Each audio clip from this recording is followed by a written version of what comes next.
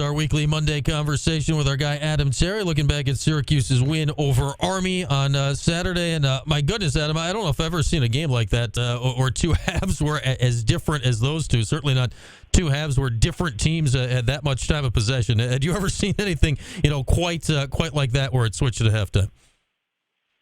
Not really. I mean, it was a situation at the beginning of the game. You're kind of in a nail biter. You understand what's going to occur. That is the MO of Army, and what they're trying to do is, to compete against a Power 5 team, is take them to the wire and eat up as much clock as possible. And if they're in it in the late third, beginning of the fourth, they feel as though they have a shot. And that's kind of what was starting to stack up. If it wasn't for the third quarter. I mean, that third quarter is about 225 yards of offense, and this big push of getting the ball down the field. Going into halftime, I'm like, hey, we have to be a little bit slower, more methodical, and fight the clock against the clock. And what Jason Beck did was, hey, we're gonna do what we do. We found some holes here, and now we've just got to make sure that we can exploit those. Going to halftime, they were right. It was 10-3. Army had already had a 16-play drive and a 19-play drive. It had the ball for 23 minutes. The Orange were getting the ball to the second half. I don't know about you, Adam. To me, it felt like that first drive of the second half was almost vital, because if you didn't score there, like the third quarter might have been over. And go figure, they didn't score and somehow figured it out on defense. Were you nervous there for that first drive of the second half? Because it felt like if you gave up one more of those long drives, Syracuse could have been in big-time trouble. Yeah, coming into, one, good call by Dino to receive the ball. I think he's got an understanding of,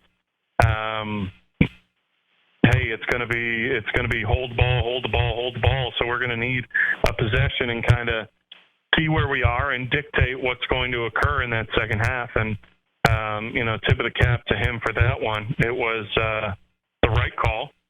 And as you start getting through it, you're like, oh man, what's going on? And then boom, boom, boom, boom, boom. And, it wasn't necessarily the magic of Garrett Schrader's legs, but he was able to throw the ball around, and guys were catching the football. I mean, that's going to be the thing going forward is if the ball hits you in the hands, you got to come down with it. And, I questioned Damien Alford. I know he has the potential to be a superstar, right? Size, speed, body control, but are you going to be able to catch the small intermediate ones? And that was reiterated to me by a couple scouts that were at the game, and he did, and he was able to go over close to 100 yards, and that is what's going to be needed against these big boys in the next three games. Yeah, Damien, he went 9 for 135. He had a couple of big ones, but you're right. The thing he's trying to add to his game this year, it's not the big ones. We already knew he could do the big ones. It's the smaller ones. And Dino mentioned after the game, Isaiah Jones, I guess, is going to be out for a while with whatever that means, with a lower body situation. Add that on to Oronde Gadsden. This felt like the pass catchers 2 weeks ago felt like a deep group. It doesn't feel like that anymore. How much is on Alford now to step up and be the guy of this group the rest of the season? Big time, because that was the seat that Oronde Gadsden held. And, fortunately for Oronde, he was able to go down to Charlotte and see Bob Anderson, who actually did my ankle, come out of that surgery, and hopefully he's got a bright future ahead of him. And for Damien Alford, it's the next guy up. Can he capitalize on it? Yamari Hatcher, Donovan Brown, these are guys that we know are capable. And now how are they going to be utilized? Dan Villari, he was out there quite a bit.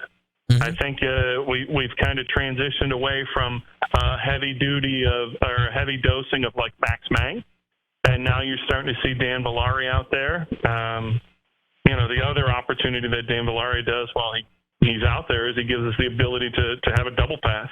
He's got a good enough arm. He played quarterback at Michigan, and hopefully we can see a little bit of that. But it is who's going to be that next guy stepping up? Is it Gill? Is it DeMarcus Adams? Because the way that we saw the other day is we're gonna spread people out and use LaQuint Allen as a runner but also very much so as a pass catcher out of the backfield. Yeah, we'll get to LeQuint here in a second. The Villari point's interesting, Adam. You know, I talked to him during training camp, I don't know, a little more than a month and a half ago, and I asked him about that. I'm like, all right, there's got to be trick plays, right? There has to be a trick play in the playbook for you. I don't think he quite winked, but I think that was the general gist. And you know, we've watched Dino do this long enough. It feels like Dino breaks out the trick plays, right, in the big games. Clemson, Carolina, Florida State coming up. So I guess if we're ever going to see something like that, it's probably going to be in the next 3 weeks here. Yeah, and it's going to be needed. You know, I think there's going to be a time in the game. I think Syracuse has the personnel to match up, right? You know, from what we've seen, and that hasn't been tested at that highest level yet. You know, we've seen Purdue and who they are right now in Army, what they're capable of doing, but there's going to be a point in time where somebody's going to have to spark the team, and that spark could be coming from the head coach and the offensive coordinator to put some trickery in it.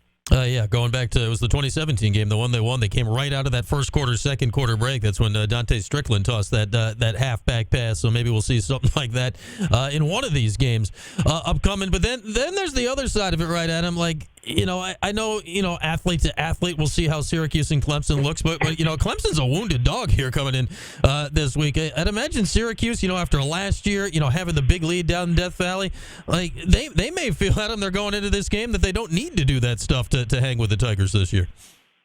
Well, hang with the Tigers is one thing. I mean, the Jimmies and Joes on, you know, as Dino would say, the Jimmies and Joes are 4- and 5-star guys. So, you know, whether that they're playing like that, that's a different situation. But those guys have the speed, the size, the ability. And Syracuse, it's going to be the true test of, I believe, after going through spring ball, fall camp, seeing them now, that they do stack up physically, right? Speed-wise, you know, we've got a couple guys that can run with anybody in the country, and then we've got a couple that need to, you know, they're not as fleet of foot. So that'll be the interesting part right there. And can you match up against a wounded dog? I don't believe that Dabo Swinney is going to have a wounded dog out there. I mean, some guys might lose their job this week. In order for the Clemson Tigers to be sparked, just as he did against us when he pulled a DJ Uyunglele and pulled him and then stuck Cade Klubnik in to spark them late against us. I could go back to, I mean, just a few years ago. I'd said it was an obvious decision to make, right? But it was Trevor Lawrence's first career start was against Syracuse down in Death Valley, in another game that Syracuse almost won in this series. So, yeah, well, we'll see. I don't know where the spark is. I'm sure it's not at quarterback this year, but there's other places on the roster. I don't know if he's got a third kicker hanging around he can figure out, but we'll see what Clemson's got this week. I want to get back, and Adam Terry's with us. Back to LeQuint Allen here. 21 carries, $105 on the ground, his second 100-yard game of the year. The catches, it remains the most interesting part of him to me, right, Adam? You're like, running backs can run the ball, but he's got that other aspect of the game. It feels like that has to be here every game the rest of the way now, right? Like 3, 4, 5 catches from Allen to round out what Syracuse is doing on offense. Well, he's a significant mismatch, you know. So the way that somebody comes into the game, and, you know, normally you're defending 10 guys, right? That quarterback's always going to get rid of the ball. Now you have to defend the 11th guy, and that's Schrader. Who's going to get lost in that? Are you going to put a safety on Schrader, or, you know, put him in the box? Now you've got to match up with LeQuint Allen, who's an explosive guy, maybe lined up on a linebacker, or he's in the flats and a defensive end is in a zone drop, you know, when they're blitzing.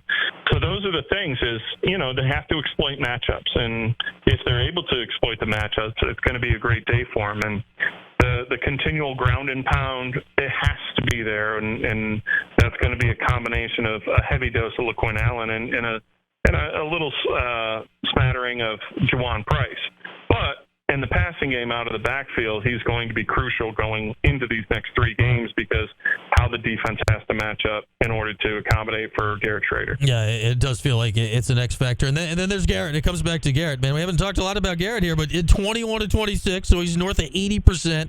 And, you know, they held him into 10 carries this week after 20-some-odd last week at Purdue. How feasible do you think that's going to be going forward? Because we know the pounding it takes on him. Like, How do you, if you're Syracuse, keep them to 10 as opposed to needing to run them up there, 15, 20, 25 times in a ball game?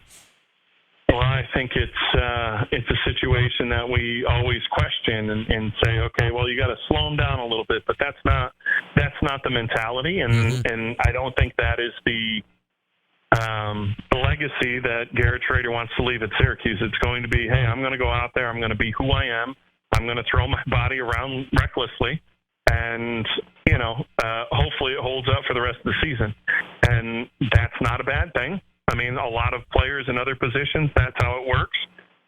Just for the trigger puller, that's a little bit a little bit tougher on the fans because your heart stops a little bit if he gets up slower than normal.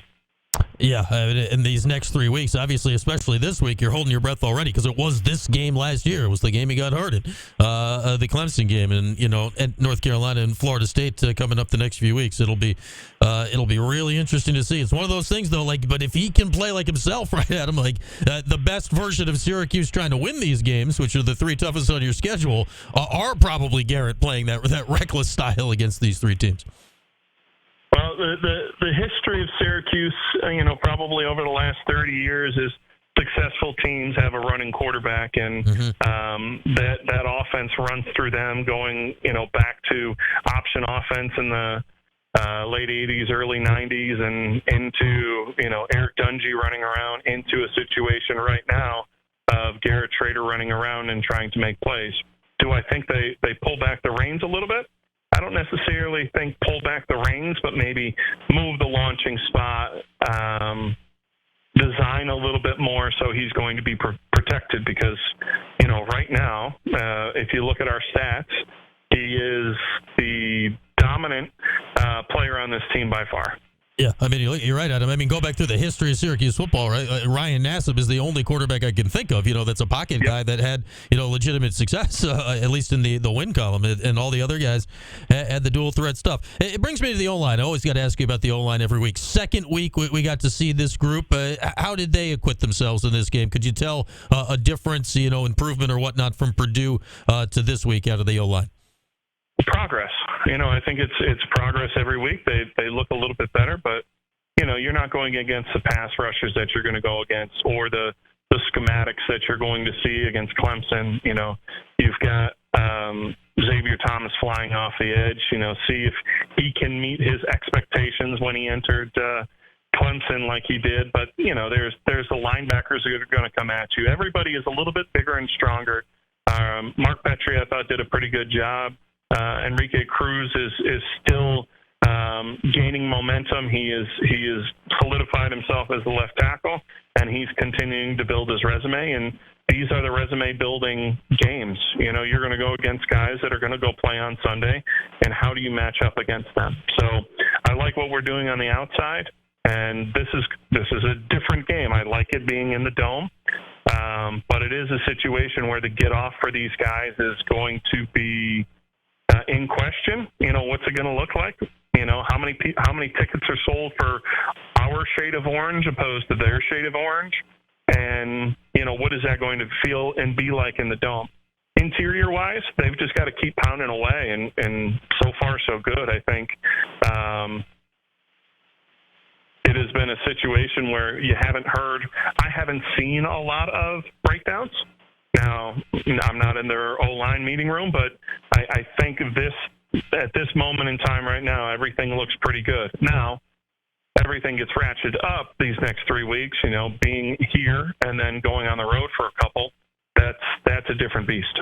Yeah, and Carolina's defense has definitely improved over last year. We know Florida State's defense is aggressive and flying at you from all different angles, and obviously Clemson is Clemson. So it's going to be something else here the next few weeks as Adam Terry is with us. What do you make of Syracuse's defense here, Adam? Obviously, those two drives in the first half this last week are like this is the recipe for Army to win this game or hang around to this game, and then they had zero more drives like that the rest of the way. What did you notice they changed in the second half, Adam, that made them more successful at stopping Army's rushing attack?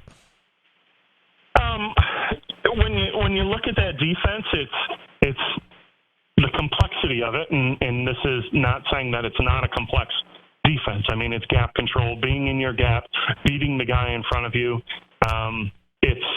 It's exotic in nature, but it's more like, hey, if I'm coming from this area here, I need to be in this gap by the end when I hit that line of scrimmage. And gap control was there, and Army was leaning on them a little bit, but our guys were physically bigger, and they started to impose their will.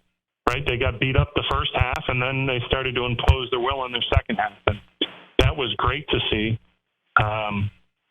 That's going to be a little bit different, as you start to go against these big time schools and in large games and heavily viewed games. We've seen that a recipe against Syracuse's defense in the past 3-4 years is to run the football, is to put a jumbo guy in there, is to lean on them going into the fourth quarter. And that's the crucial task of this week is can you bull your neck back, and can you be solid in the gap control going into the third and fourth quarter? Yeah, starting with the Clemson game last year, as Clemson's back this week, that's where it started last year, and second quarter, halftime on, and then it really rolled the month after that. Well, what are you seeing this year with Clemson, Adam? I mean, it's 2-2. Your two losses to what I think is a good Duke team, and what we know is a good Florida State team. Is there something majorly wrong with Clemson here, or is it just a little bit off at this point? I think everybody would love to say that they're down. I think it's just guys aren't clicking, right? We've seen that. It's not as though personnel is down. They're still getting the personnel that they need. You have a new offensive coordinator in there. It's going to take a little bit of time to adjust. Philosophy is a little bit different, so everybody's responsibility has changed a little bit, not necessarily dramatically. But it is. There's different voices inside Clemson. 1 year removed from their defensive coordinator going down into Oklahoma, and now you've got Riley coming up from TCU. So there's different voices inside those walls that there was so much continuity over the years. So that to me is probably one of the biggest things. And if you've got a younger squad, which, they're kind of middle of the road, they're not necessarily young, but they're also not long at the tooth like they've been in the past, you have to find those leaders within the locker room as well. So I think it's a good opportunity for us. It's going to be a great opportunity to be in the Dome, in the friendly confines of our facility, normal work week for them. But it's a tall task, whether a down Clemson team is coming, it's still one of those schools that a down year for them is still a pretty decent year for most. Their down starts from a higher level, so it goes down to a different floor that some other people are able to reach at any point. So it'll be wildly interesting this week, Adam. It'll be wildly interesting noon in the Dome on Saturday. All right, man. Good stuff as always. Enjoy the week. We'll talk again next Monday. Okay.